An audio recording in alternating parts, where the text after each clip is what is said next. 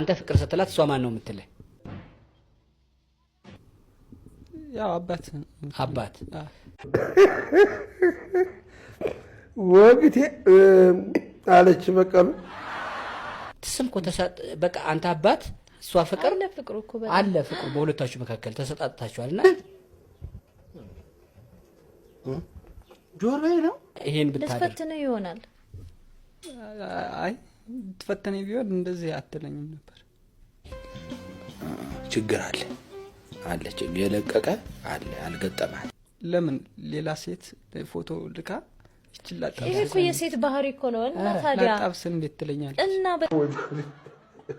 ወይቸጉድ ያነቃች እኮ ነው እሷ ያነቃችኝ ነው። ግን እኔ አሁን ያለውበት አልነቃልኩ